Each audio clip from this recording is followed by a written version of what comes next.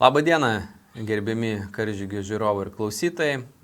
Šiandien svečiuose pas mus Vaclovas Žutautas, partijos kartu su Vyčiu pirmininkas. Labą dieną.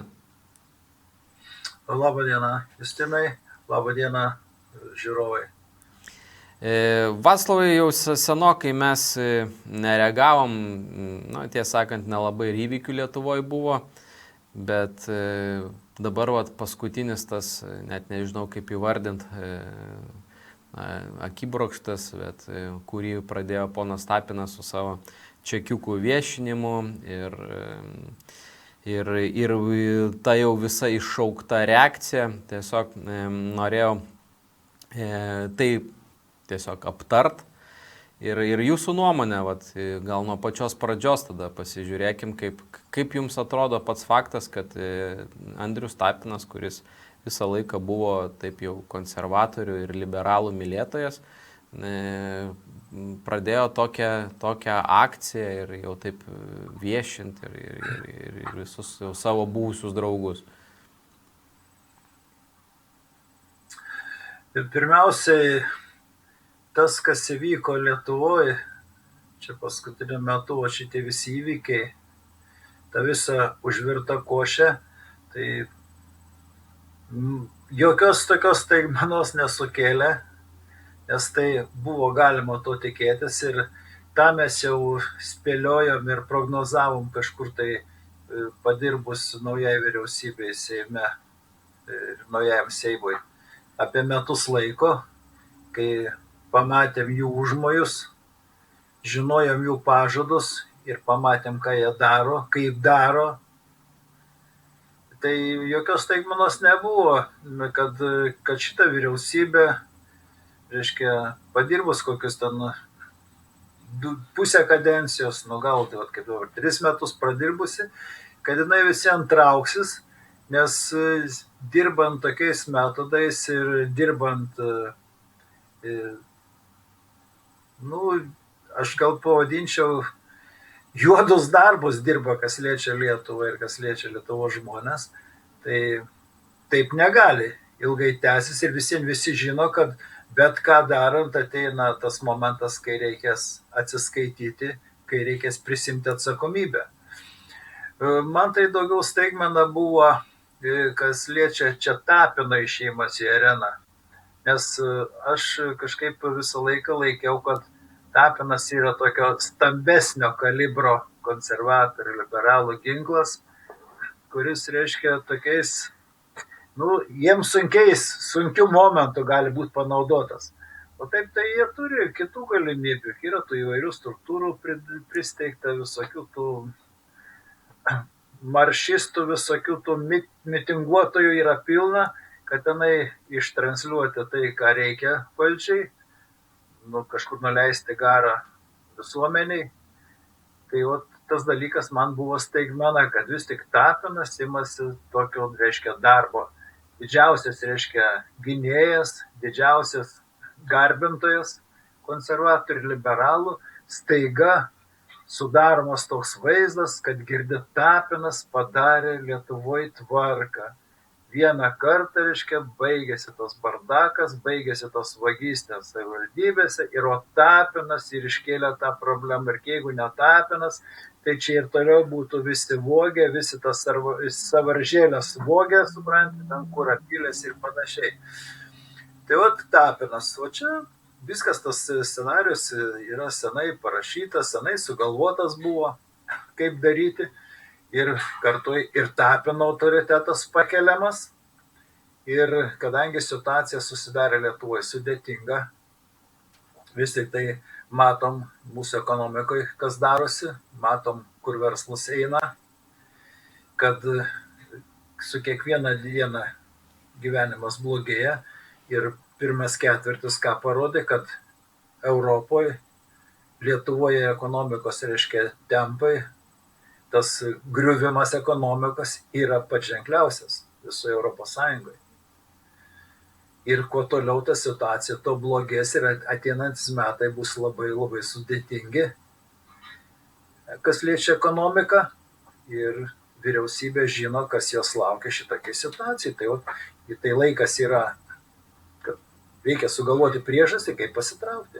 Ir Tapinui buvo duota užduotis, kad reikia atrasti tokį burbulą, susprogdinti jį paėmus, kad mes jau turėtumėm pagrindą, kad toliau vystyti tą visą išreikšti savo norus, kad tenai būtent šituo atveju, kad dabar vyriausybę pasitraukim, Seimą paleiskim ir viskas Lietuvoje padėtis, reiškia, būktai toliau spręsis viskas normaliai, bet mes jau būsim nuošaly, nebebūsim visų dėmesio centrai, kad į mus strėlės nebelakstys.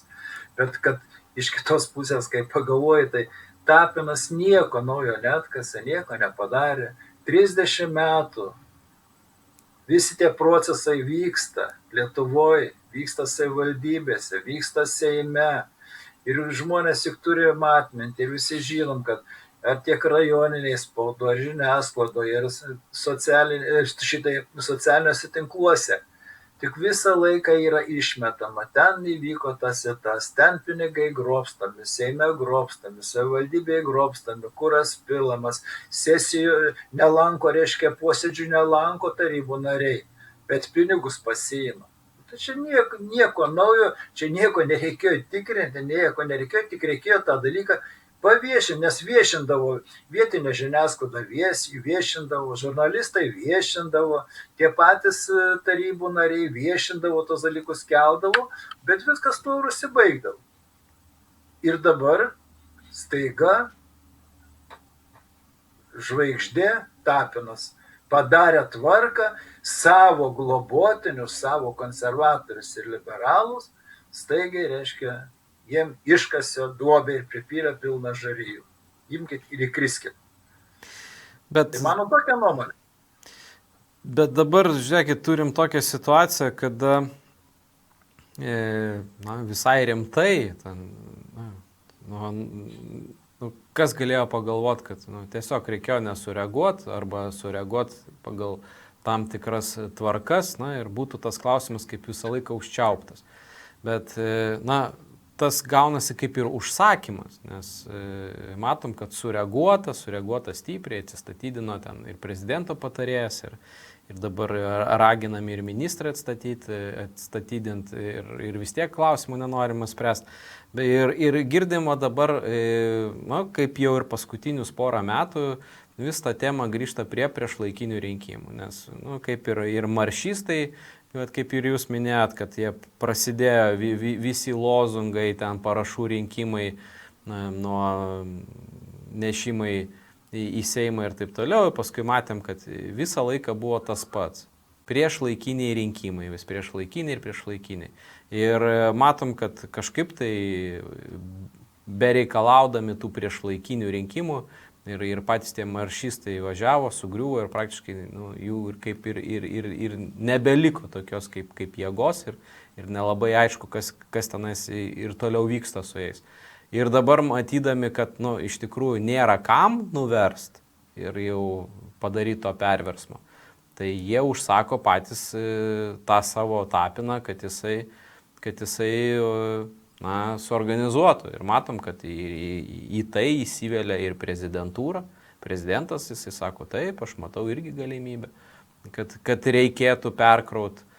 Vis dėlto jūsų matymas, šita situacija, jinai pavyks jiems padaryti, nes pakankamai skysti yra argumentai, lygiai taip, kaip matėm, kad skysti argumentai yra ir pas tos maršistus, kurie neaišku, ko ėjo, neaišku, ko tenai šaudė prie to Seimo. Tai lygiai taip pat dabar tas čekiukas, jisai naivu tikėtis, kad kažkas sureaguotų į tai, kad kaip į rimtą kažkokį tai korupcijos reiškinį ir jo labiau, kad jau tas konservatorių ir liberalų mylėtojas paėmė ir viską atskleidė. Tai yra labai naivu, bet jūsų nuomonė, į ką tai išsivystė?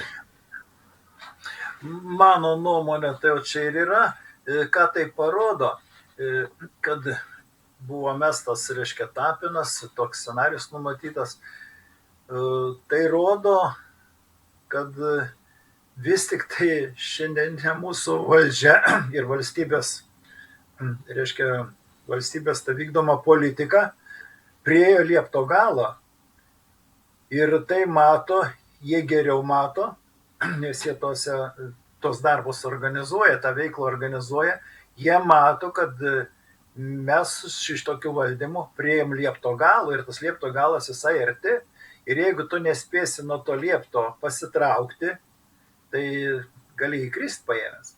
Ir situacija yra tikrai sudėtinga ir mes gyventojai matom, jie to labiau žino ir kito kelio jie neturėjo. Čia aš net sakyčiau, gal jie čia kaip metė kaip gelbėjimosi ratą, nes jie nebeturėjo ką pasiūsti, kas tą dalyką atliktų už tapiną, jie nebeturėjo ką pasiūsti.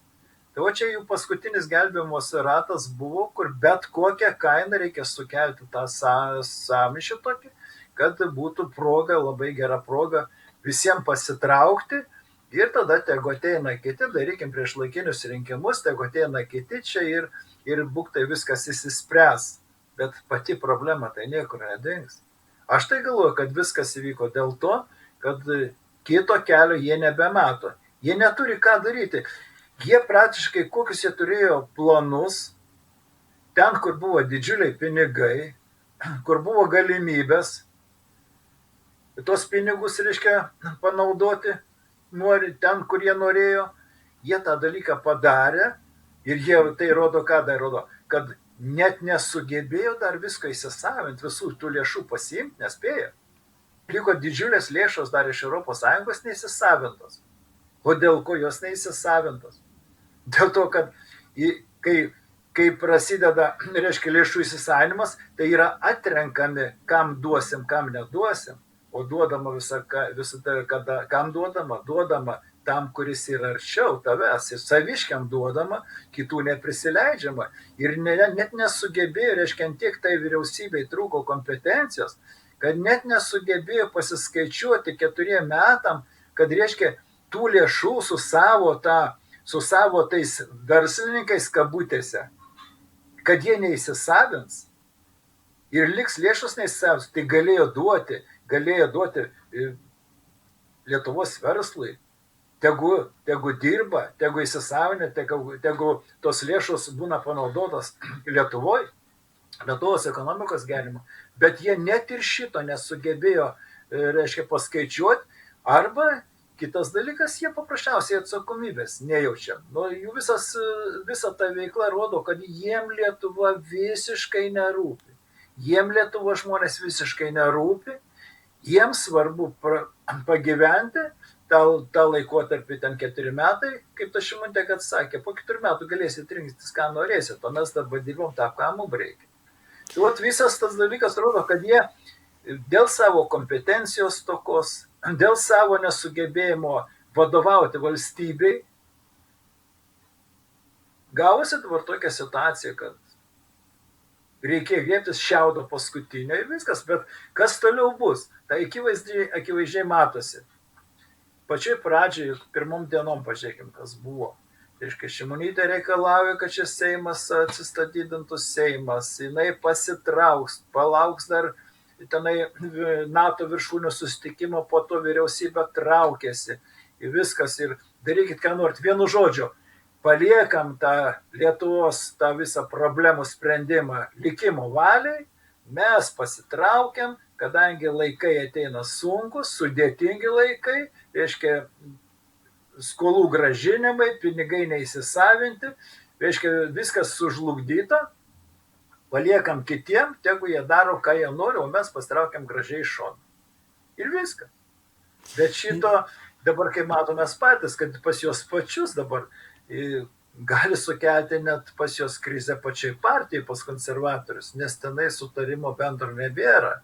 Jau pradėjo kalbos eiti, kad jau ir vieni prieš bus, jau lyg ir Šimonytė jau pradėjo abejoti, kad čia ar trauksis ar nesitrauks. Reiškia, pradėjo net balsai spekuliuoti, žiūrėjau, vakar klausaus per radiją, vienas konservatorių veikėjas, reiškia, už tai, kad neįvyktų, kad būtų prabalsuota, reiškia, kad nebūtų Seimo rinkimai išankstiniai skelbiami, ir už tai, kad Šimonytė sutiktų pasilikti dirbti, aš sutikčiau savo balsą atiduoti, reiškia, už tą partnerystės įstatymo, už kurį buvau prieš. Tai įsivaizduokit, į kokio lygio dainama yra. Tai Toliau kitas dalykas, labai va čia irgi dar noriu įsiterpti tuo pačiu. Masiulis pareiškė čia per Delfį, kad partijoje, frakcijoje yra žmonių, kurie nepalaiko tos jų retorikos dėl priešlaikinių rinkimų ir viso to perkrojimo, jų yra apie 10 žmonių, bet jie vykdys direktoriaus norą ir valią, vadovo, direktoriaus. Tai, suprant, yra parodoma, kad visiškai yra nesvarbu, kokį miestą, rajoną atstovauja žmogus, visiškai nesvarbu, ką jisai pats mano. Ir svarbu, koks yra direktoriaus vadovo noras. Nes jie vykdys ir balsuos, nors patys mano priešingai, balsuos taip, kaip tai taip išeina, kad konservatorių vadas, direktorius, jisai vadovauja vienas. Tai yra labai keista, kad jie šneka apie tos priešlaikinius rinkimus, apie tą perkrovimą, kuomet jiems visiškai neįdomu tų žmonių, ko jie nori ir tų atstovų, taip vadinamų, išrinktų, ko jie nori. Svarbu, kad kaip pasakys direktorius vadovas, taip ir prabalsuotų. Tai ta spekuliacija yra tuo, man primena tai, kad gaunasi kaip kunigo išrišimas. Kad aš ėjau, dariau, prisidirbau, atėjau pas kunigėlį iš pažinties, nuodėmės atleido ir vėl einu vogt, daryti, kažką skriaust ir panašiai. Tai, suprantat, taip pat gaunasi ir su dabartiniais valdančiaisiais, kad jie prisidirbo.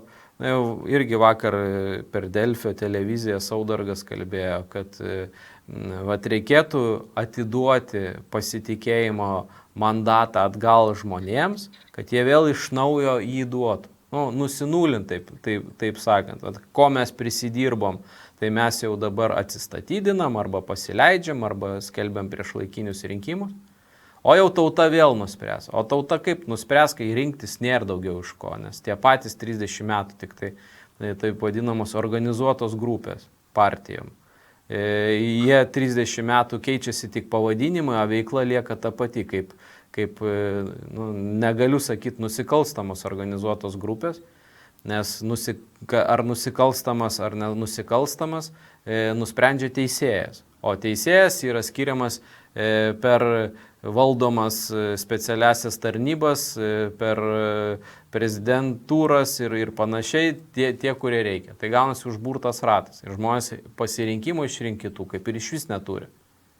Tai čia tokį noriu jų visą tą planą, kad tiesiog yra išnaudojamas, prisišiukšlini, gauni išrišimą ir toliau šiukšlinės ir nieks jiems nieko padaryti negali. Bet tai, Justinai, tas pats Masiulis kalbėdamas, tai jisai pabrėžia, mes esam komanda. Bet tada pasakykit man, tai kur ta komanda, jeigu tai vieno žmogaus, tik tai reiškia, ką vienas žmogus sugalvojo, ką pasakė, tą jis vykdys ir prieš savo valią viską. Tai kelia man klausimą, tai kokia ta komanda yra? Tai gal ta komanda tokia ir yra? Organizuota, negaliu sakyti nusikalstama, bet organizuota grupė žmonių. Toliau, kas liečia dabar jeigu jie iš tikrųjų čia, norėtų tvarkyti tą situaciją, spręsti šitą problemą, kuri čia iškyla, tik čia nereikėjo Tapino kviestis, tik yra tam tarnybos. Yra kiekvienam rajone, yra kontrolieriai, kurie turi tikrinti tų lėšų panaudojimą. Yra finansinių nusikaltimų tarnybos, yra prokuratūra, yra teisėsauga, vienu žodžiu, yra teisėsauga. Ir tai tiem galėjo tenai paskambinti, užsiminti, kad pasižiūrėkit tvarką, nes eina kalbos, kad ten tokie dalykai darosi jau 30 metų, ar ten iš tikrųjų darosi, nesidaro.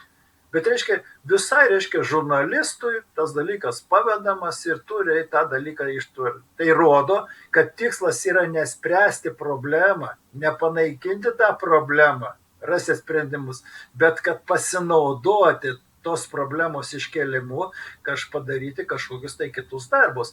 A kitų darbų šitoj situacijoje aš nematau, kad šita valdžia, šita vyriausybė, mūsų valdantieji turėtų kažkokį tai tikslą, kaip vienintelį tikslą tik pabėgti, daugiau nieko.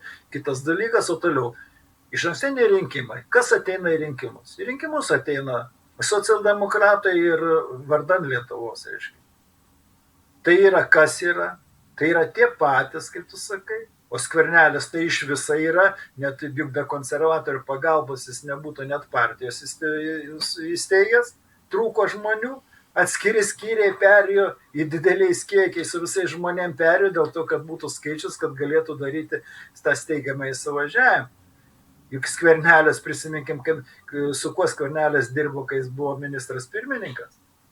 Tik jis dirbo su konservatoriais, nesvarbu, kad jis su valstiečiais skaitėsi.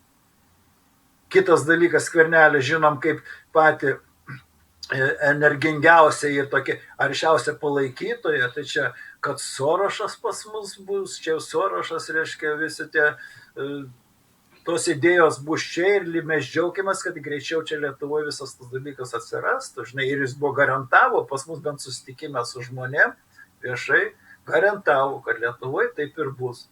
Tai reiškia, yra viskas sutvarkyta, vieni pasitraukia, kiti ateina ir tie pasitraukia nuo atsakomybės, kiti perima ir jie tada turės progą, tie naujai atėję, jau apversti plokštelę, kad mes girdi, tu galim ir kitokį variantą turinio, žinai. Reiškia, užmirškim visus tas, kas buvo, ir tas, kas, reiškia, dingo, galų nebeieškokim, reiškia, jie atidirbo, savo pasiėmė, ką reikėjo, dabar mes atėjome, mes dabar kitą kelią jums pasiūlysim. Tai čia yra... Na tai taip išeina, dabar taip išeina, kad 4 metų nuodėmėms išrišt per rinkimus nebeužtenka, kad jau praktiškai per vidurį kadencijos reikia atstatydinti ir iš naujo rinkti, nes jau prisidirba per žymiai greitesnį laikotarpį. Arba darbų patvirtint reikalaujama yra iš viršaus nuleidžiama tiek, kad 4 metus nebeišeina ištempti. Matai, kas yra, pas juos irgi tobulėja, sistemos visos, jų metodai irgi tobulėja. Per tiek metų patirties įgijo ir jie matai parodo, kad jau galime ir nereikia pilnos kadencijos, gali savo tą užsibrėžtus tikslus įgyvendinti ir anksčiau. Nes čia tik savo tikslus, ne valstybės tikslus, ne žmonėm tikslus, bet savo tikslus gali įgyvendinti. Tai o dėl to tokia situacija. Dar man kas keisčiausia yra, kad vietoj to, kad jie, kaip tu sakai, apie išpažinti, vietoj to, kad jie paimtų ir prisipažintų, viskas, atėjom, buvo tokia sistema, mes taip darėm, visi darė 30 metų ir mes taip darėm, vis tos pinigus rinkom tos talonėlius, po tos kolonėlės, nes mašinos neturim ir vairuotojo teisų net neturim, bet rinkom tos talonėlius viską. Ir reiškia, darėm blogai, bet mes darėm. Bet palauk, tai tu esi neeilinis Lietuvos gyventojas, tu esi pareigūnas, tave renka. Tai tu atėjęs, jeigu tu ir matai, kad ten yra galimybė, supranti, pavogti ir nieks už tave, reiškia, tavęs už tai nebaus, kaip tu gali taip elgtis, tik tu atstovauji, dirbi žmonėms. O dabar tu aiškiai demonstruoji, kad tu jeigu šitaip elgėjais, jeigu tu matai, kad iš galima pasiimti, niekas nieko nesako, nes visi ima, žinai, ir aš pasiimu, tai palauk. Tiesa, negalima sakyti, kad visi imasi ir tarybose nemažai žmonių yra, kurie atsisakė ir ankstesnėse kadencijos atsisakydavo šitų lėšų, net pirštų nekišdavo prie jų, bet jie tylėdavo, nedrausmindavo kitų. Ir tie dalykai vyko. Tai rodo, kad jie ten patekę, jie ateina nedirbti žmonėm, neteina spręstų problemų, bet jie ateina, tai yra siurbelė, kuri įsisiurbia į gyventojų kūną ir siurbia jų kraują, supranta, dėl to, kad jam būt geriau, kad tik savo problemą sprendžiam, o ne dėl to, kad ten, kur aš ateinu. Tai rodo, kokia mūsų yra valstybės valdymo politika. Tai reiškia, spręsti tik savo klausimus, nesvarbu ar tu taryba, ar tu Seime, ar vyriausybė, tik savo problemus, savo ten kompanijos klausimus spręsti, bet tik tai jokių būdų ne valstybės ir ne žmonių problemas spręsti. Ir kaip dabar kitas dalykas, dar kas man labai keista yra, kad įvyko tokie dalykai, reiškia, paviešino būk tai, reiškia, tas, kad buvo senai žinoma, Tapinas, teisėsauga tyli. Vienoje kažkurio ten erdvėse savivaldybės yra, kur įsikišo teisėsauga ir pradėjo daryti tikrinimus. Reiškia, žurnalistas atsisėdęs su savo komanda, skaičiuoja čekiukus, tikrina datos, iš kur kas imta, o teisėsauga, kurie tokią armiją teisėsaugos turim, kurie turi tais klausimais susijimti, niekas nieko nedaro. Tai čia šiandieną visoje Lietuvoje teisėsauga turėjo sėdėti pas ministrę pirmininkę, prašyti papildomą etatų, kad staigiai padaryti reikia patikrinimą gerą savivaldybėse, toliau pereisim į Seimą tikrinti tos dalykus, nes tai viskas analogiška, kad čia rimtas dalykas, čia gidė nieks nežinojom, pirmą kartą išgirdom, apsimeskit ir pasakykit šitą, bet imkitės darbo ir darykit. Niekas, teisėsauga tyli. Ir ar kalba kas nors iš Seimo narių, ar kalba kas nors iš vyriausybės atstovų ar iš prezidentūros, kad reikia kelti klausimą. Ne tik tai, kad dėl to, kad tie, kurie dirbo tose tarybose, kurių, reiškia, yra medžiaga, kad jie grobs lėšas, tai ir darė nusikaltimą, kad jiem tai, kad ateityje negalėtų bebūti renkami į tokias pareigas. Bet turėtų būti keliami klausimai dėl teisėsaugos vadovo likimo. Ar jie gali išlikti šiandieną valdžioj, kai Lietuvoje darosi tokie dalykai? Vagia ne kokie bandiūgos vagia, tenai, kurios, žinai, pakampės ar kokie tenai per sieną kažką veža, bet vagia žmonės išrinkti žmonių. Reiškia, vagia valstybės aparatas. Valstybės valdymo aparatas vagia iš savo tautos ir visa teisėsauga gera ir visa teisėsauga tyli. Apie tą niekas nekalba, aš niekur neteko girdėti, gal net tą klausiaus, bet neteko niekur girdėti, kad kur kažkas nors kalbama, kad reikia keisti vadovus, reikia patraukti atsakomybę, net kad keisti, pirmiausia patraukti atsakomybę ir toliau spręs dėl jų darbo tose pareigose. O niekad tų klausimų nėra. Bet kažkas dabar Tapinas ko užsiminėja. Mato, kad čia, reiškia, konservatoriam labiausiai kliuvo, nes jie matomai drąsiausi buvo visus tas 30 metų, tai yra logiška. Tai jau dabar žiūriu pasirinktinai.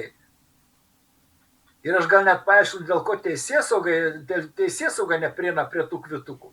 Dėl to, kad Tapinas dabar atsirenka kokį rajoną, kokį miestą, kokią tarybą, kas tenai yra vadais, kas dirba, ir tuos paimti, išrengti nuogus, padaryti prieš visą Lietuvą, o ten apie kitus jau nelieskit. Juk ne tavo reikalas, iškėlei tų problemą, tu skaitai, kad sąžininkai iškėlei ir viskas, ir pasitraukia iš šono, toliau jau teisėsauga perima, teisėsauga viską daro.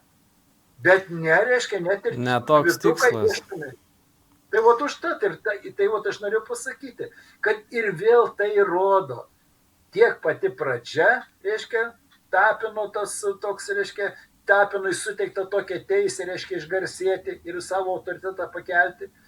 Ir kitas dalykas, tas pats tyrimas, kas vyksta, reiškia, kai tyrimo nėra, ir tas pats problemos sprendimas. Dabar tie patys, kurie 30 metų savivaldybėse dirbo, Seime dirbo, kurie ėmėsi tos pinigus, aš sakau dar kartą, ne visi buvo ir sąžiningų žmonių, bet jie tik neatsakingų, kurie nepamojo su pirštu, kitiem nepagrumojo, kad taip negalima daryti. Tie patys sprendžia problemą. Tai reiškia, aš pats apiplėšiau banką, aš pats atsisėdęs sprendžiu, kaip man dabar padaryti su savim. Kaip čia reikia pasidaryti, kad dabar ar man į kalėjimą sėsis, ar man iš darbo pasitraukti, ar man pinigus įnešti, supranti, gražinti atgal tam bankui. Pats aš sprendžiu. Negali tai būti. Negali jie spręsti. Tokių dalykų patys. Ir dabar jie puola priimti šiandieną, kiek turiu informacijos, kad šiandieną jie priims įstatymą, kad girdi savivaldybėse tarybos narys gaus 20% mero atlyginimo. Kaip gali žmogus, būdamas tokioj situacijai, turiu galvoj tokioje aplinkoje, kai jį patį tikrina, kaip jis tos talonėlius naudoja, kiek jis ten pavogė, jis kaip gali spręsti dabar valstybės tokią problemą ir taip, kaip gali pasakyti, kad tai bus kokybiškas priimtas sprendimas, kuris, reiškia, ateityje neturės neigiamų pasiekmių. Nu, tai pirmiausiai nusiraminkit vyrai ir moteris, nusiraminkit. Atsistokit, pajuskit žemę po kojom, neskubėkit spręsti tų dalykų. 30 metų buvo tas dalykas daroma. Jeigu dar pusę metų darys, tai nieko neatsitiks, bet jeigu po pusės metų bus priimtas protingas, racionalus sprendimas. O ne taip, kad dabar kuo greičiau, kuo skubiau ir viskas rankas nusiplaunam, klausimas uždarytas. Jūs ne tam darėt visą šitą reikalą, ne tam tas skandalas kilo, kad jūs priimtumėte tą sprendimą, kad nevoktų tarybų nariai. Jūs ne tam darėt. Tai akivaizdžiai rodo. Jūs darėt visai kitam. Tai ką jūs siekėt, tai gal tada tą ir padarykit iki galo. Buvo jūsų toks noras. Kaip manot, Vaclavai, dabar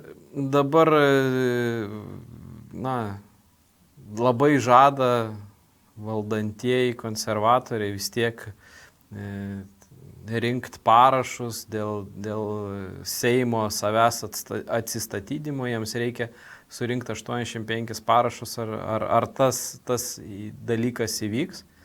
Nu ir jam neįvykus, nes panašu, kad vis dėlto nelabai įvyks, tas Šimonytės pažadas atsistatydint.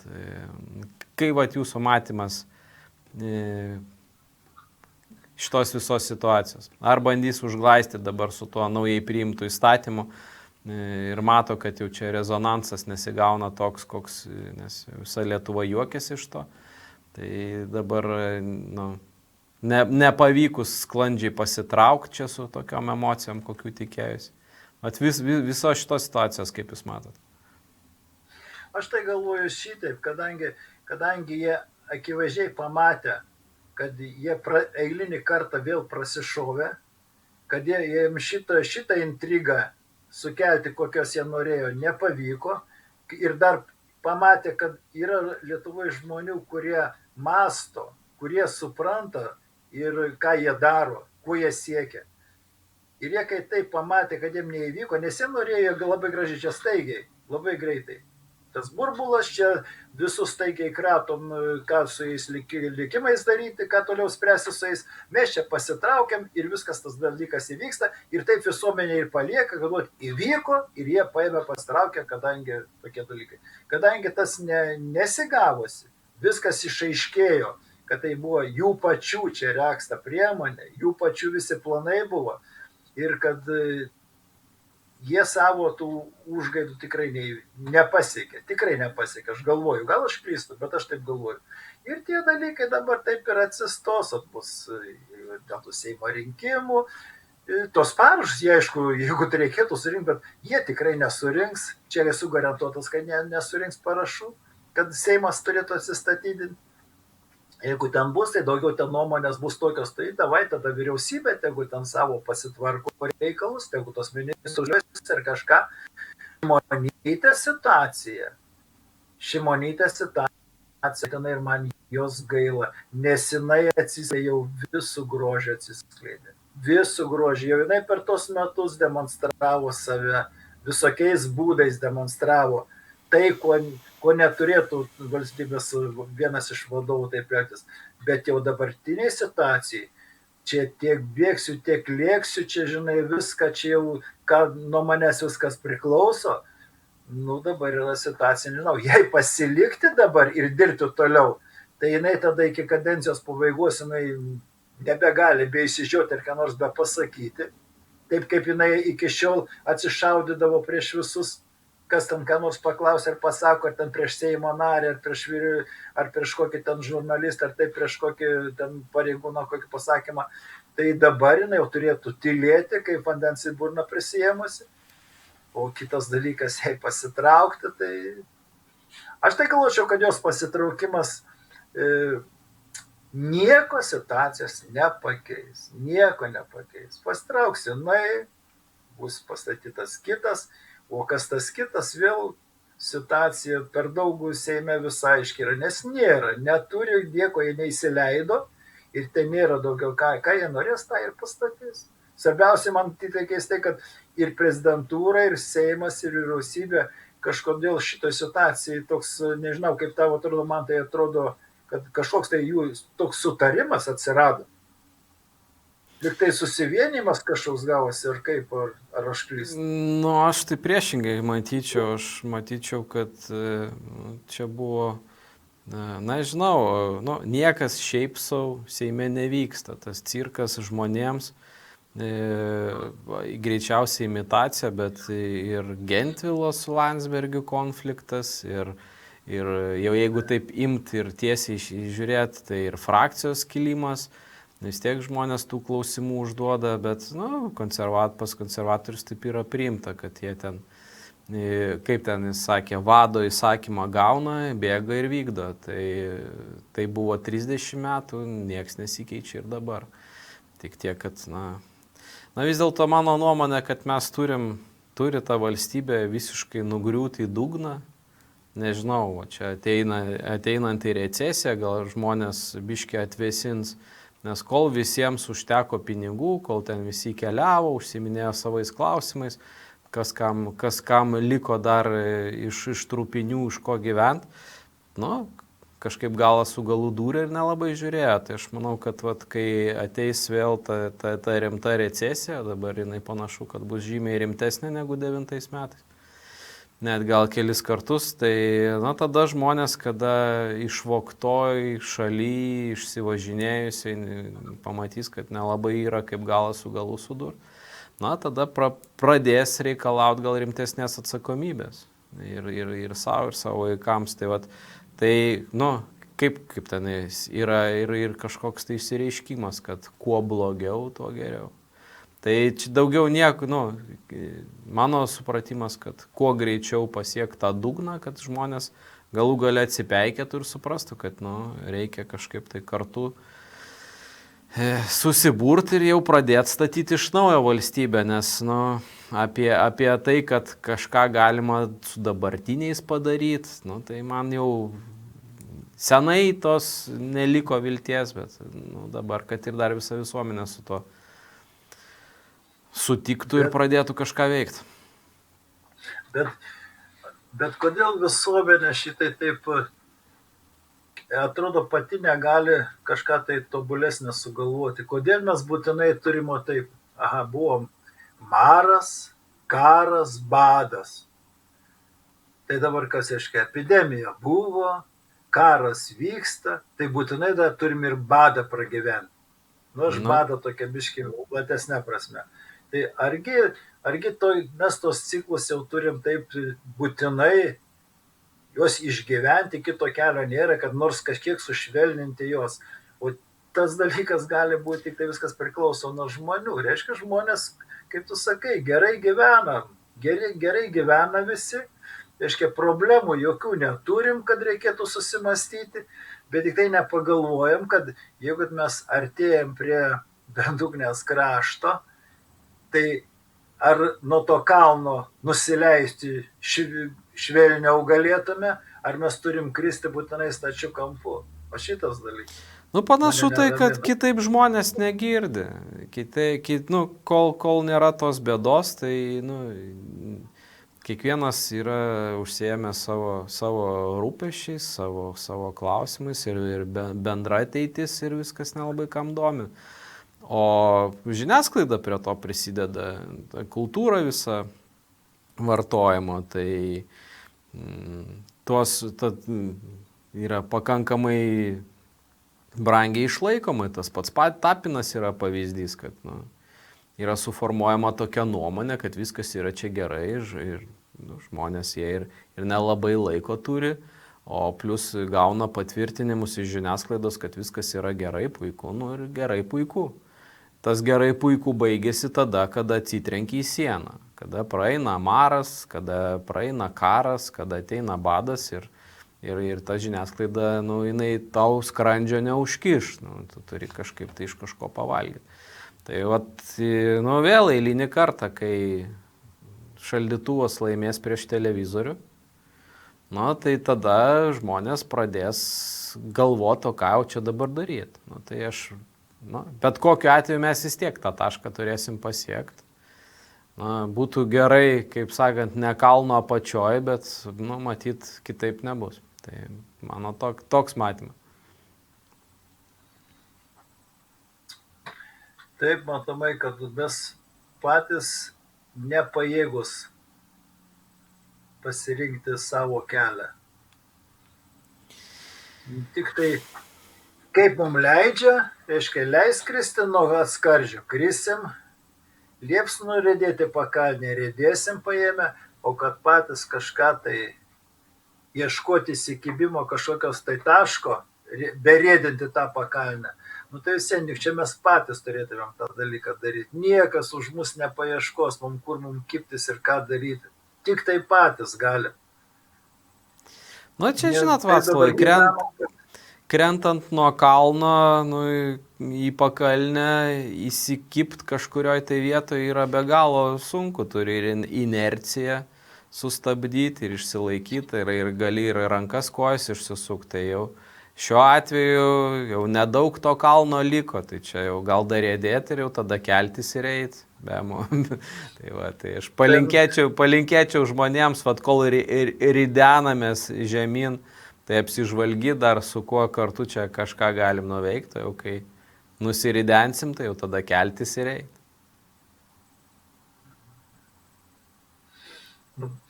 Blogai, kai tokia liūdna nata.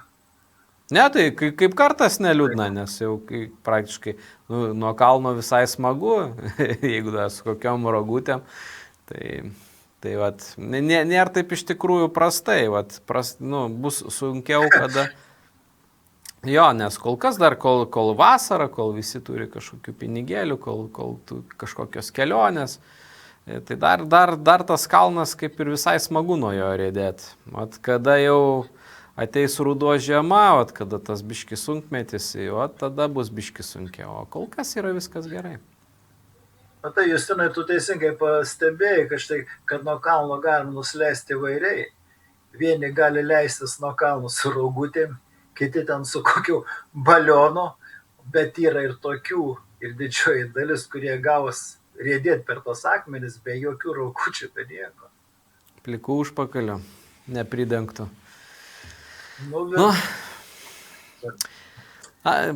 Tai Vaclavai, dėkui tada šiam kartui už pokalbį, už tai, kaip jūs matot visą šitą situaciją. Aš manau, kad žiūrėsim, kaip čia seksis, kaip tie mūsų politiniai veikėjai elgsis toliau. O kažkokiams naujesniems, didesniems įvykiams atsitikus vėl bandysim bendrauti. Tai mes tas tokias prognozes, sakau, kaip ir pradžioje aš kartos, mes tą dalyką įžvelgiam, kad tai bus. Ir su žmonėm ieškom bendros kalbos, kalbamės, kviečiame žmonės, žiūrėkim patys, niekas nepasirūpės mumis. Mes tik patys galim pasirūpinti, tai šitas pasirūpinimas tai bus garantuotas. Jeigu kad mes paliksim, kad mumis rūpintųsi valdžia, mūsų rinkti tie Seimo nariai, arba mūsų valstybė rūpintųsi kita valstybė, neturėdama savo naudos, mes nerasim, taip gyvenime nebūna. Gali pasitikėti tik savo jėgom, savo protu, savo kompetenciją. Jeigu mes patys nesirūpinsim, nematysim, kas vyksta aplink ir nedėsim jokių pastangų, galų gale blogiausia atveju, nors ruoškimės, žinom aiškiai, kas mūsų laukia. Tikrai žinom, nenoriu aš tikėti, kad yra dar žmonių, kurie abejoja. Matom, kur mes einam. Tai nors pasiruoškim taip, kad mes tą pakalnę pasiektume kiek galima minkščiau. O tą dalyką tikrai galim padaryti ir aš to ir kvieščiau. Jeigu jau negalim, kaip įsikipti ir pagauti tą kažkur kliūtį ras kažkokią, kurią atsispirti ir kurią įsikipti, arba kažkieno ranką nutverti, žinai, kad įsikipti. Tai nors patys ruoškimės. savo jėgom. Dėkui, Vaclavai. Taip. Ir iki kitų kartų. Sėkmės visiems.